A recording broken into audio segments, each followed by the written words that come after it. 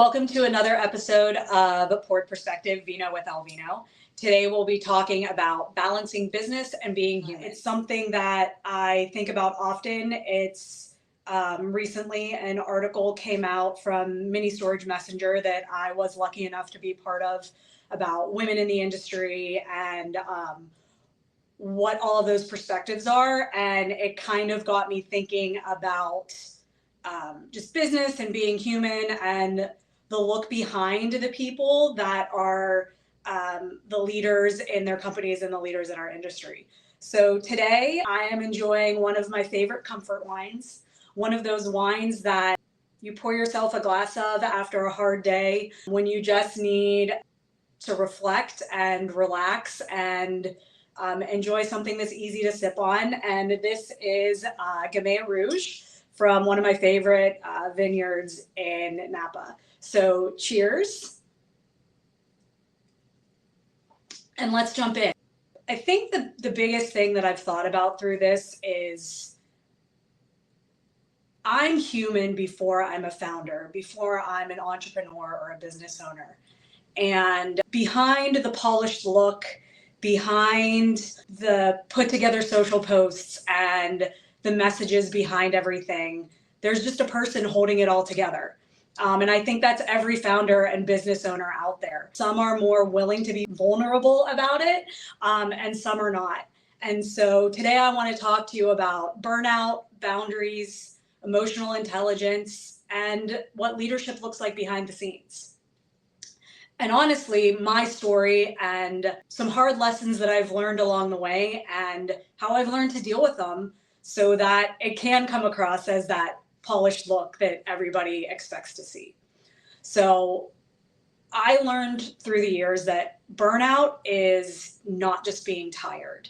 It's giving until there's nothing left to give. And the people you surround yourself with are as important to your life and to your energy as much as the work is. So a good friend of mine is probably the kindest, sweetest person you'd ever meet. And she always says, do not mistake my kindness for weakness. She's that person that has the perfect Southern accent that could tell somebody what a jerk they are and they would give her a hug. I would say it and they would know I was from the Northeast and that I was not being kind. But that vulnerability is what causes people to try to push boundaries. And in a lot of ways, I am a very kind person. And in business, I try to take care of our team and I try to give people the flexibility that they need. And I know I've done too much of that over the years. And people have tried to push those boundaries. And I always tell them when you push too far, you'll know it. And what I've noticed is because I didn't set boundaries up front, because I didn't set those expectations early, because I was trying to be kind, when I would enforce those non-negotiables, people would be shocked because I didn't say no before, or I didn't set that boundary before. So when I finally set that boundary because I was pushed too far, they didn't know I had been pushed too far. So what are some of the things that you can set boundaries on? What are some of the things that I've set boundaries on? Part of it is I don't solve problems for people anymore.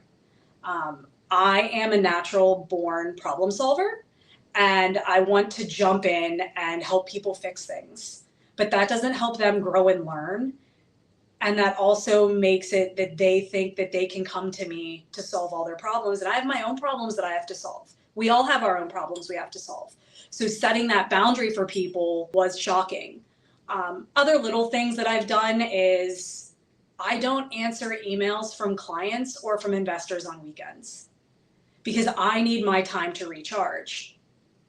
If I do decide to work over the weekend, I schedule those emails to be sent during the next business day because I need people to know that that's my boundary. I'm not going to be available 24/7 for everybody, and nobody should be available 24/7 to me either. That's a boundary that everybody should have the right to set. And so I don't know if anybody's ever read the book, How Full Is Your Bucket? but it talks about people take from you and people give from you. So who are the people in your life that are taking more out of your bucket until it's empty instead of filling your bucket so that it's overflowing and full? So I want to ask everybody a question. Is there a relationship in your life right now, personal or professional, that's draining you? And what boundaries can you set to protect yourself? So I want to share two stories of mine, one personal, one professional, of relationships that I've had to cut out over the years. It's not easy. But again, those relationships and the people in your life and the support that you have is just as important as the work that you're doing. Your personal life and your professional life, there is no hard boundary between the two. There's a gray area between where your professional life ends and your personal life starts. And it doesn't matter who you are. I had this friend when I started Fine View Marketing, how many years ago? 6, 7 years ago. She was my biggest cheerleader, my biggest supporter. She bought me little gifts. She bought me like coffee mugs and things to decorate the office and those little like girl boss plaques and the things that you would do for a friend, right? Over the course of that first year, I got really busy. I was traveling a lot. I was asked to speak at a lot of conferences. I was trying to grow a business. And over time, I would stop doing certain things because I just didn't have time, and I needed time for me and I needed to recharge. And so there were nights that I wouldn't go out and times that I wouldn't be available. And I don't know exactly where the friendship stopped, but I can tell you the comment that was made to me that made me take a step back and realize that she wasn't actually my biggest supporter.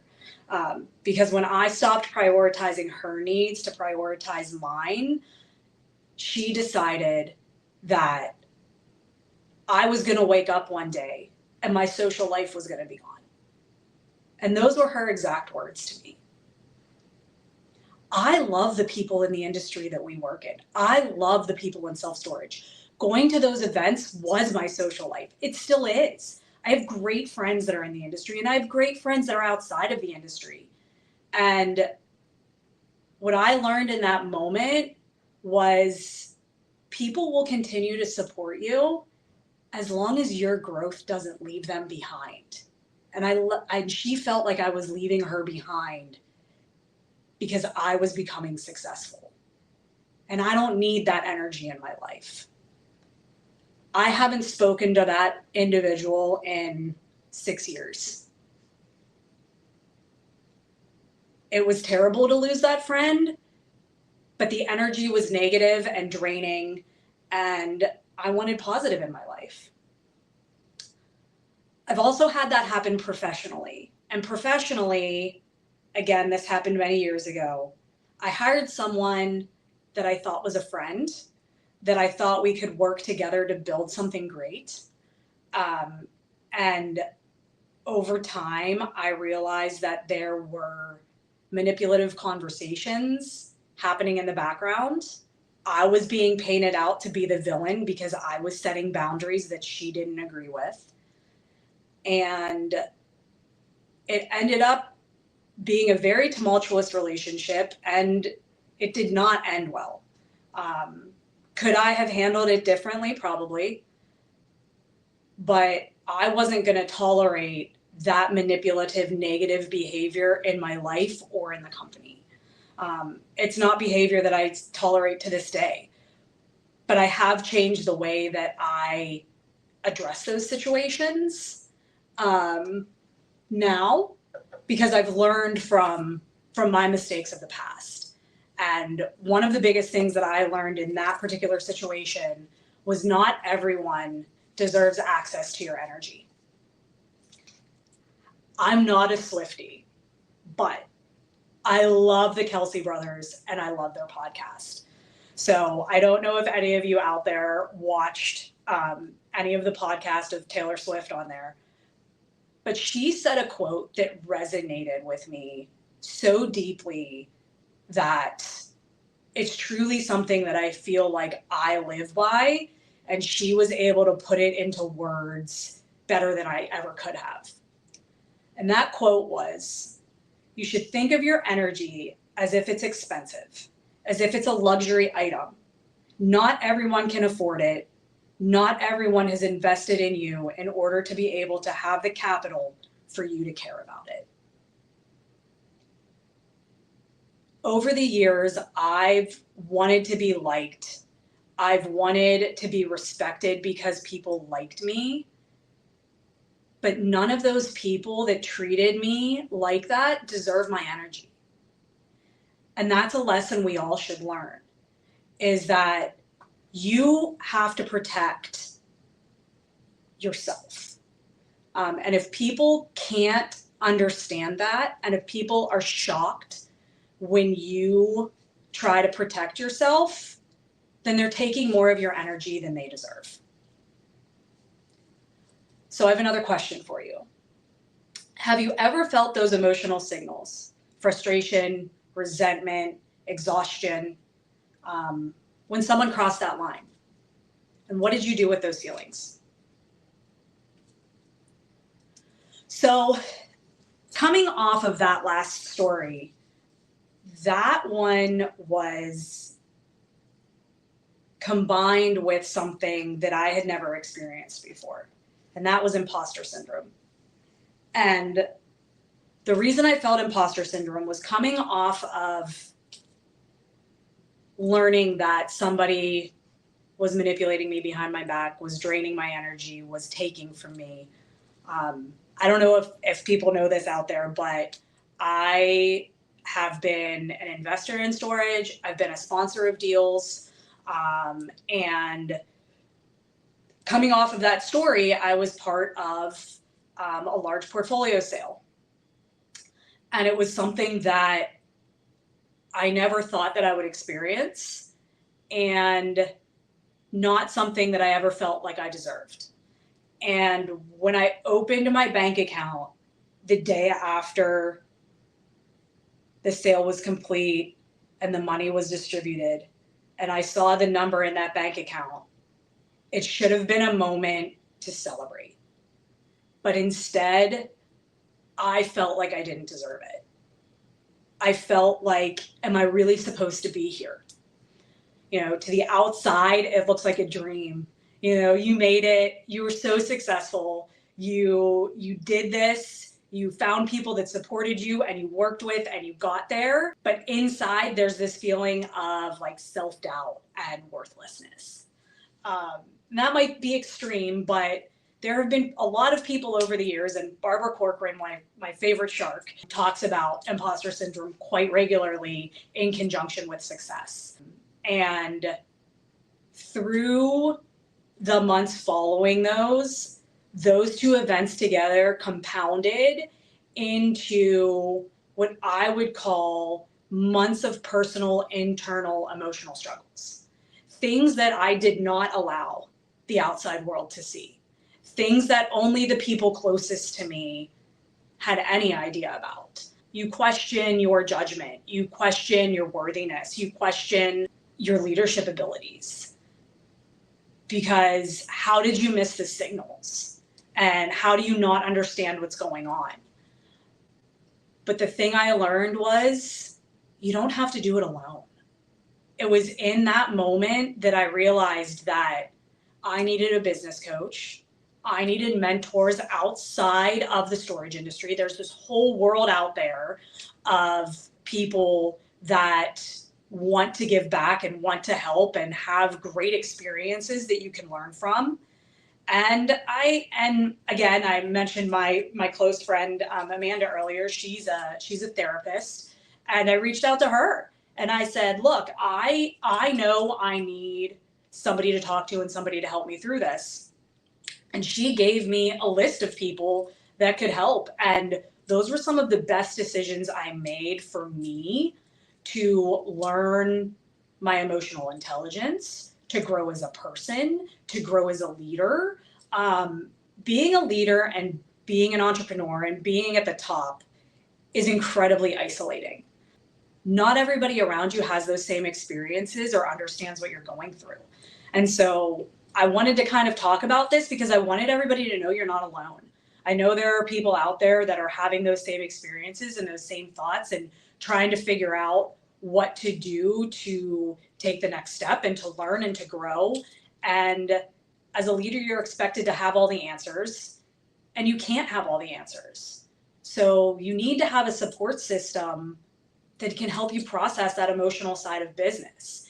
If somebody ever says to you, emotions have no place in business, then I'm sorry, but they have not had the experiences that myself and a lot of other people I know have had. There is a lot of emotion in business, not just from dealing with partners and dealing with other people and executives, but dealing with clients and investors. And when you're dealing with people's money, when you're dealing with these different things, there is a lot of emotion, and people make a lot of emotional decisions in both personal and business. So if you don't have that support system and you don't have people that can help you work through that, you can't help and support other people. Going back to that, how full is your bucket? You can't pour from an empty bucket.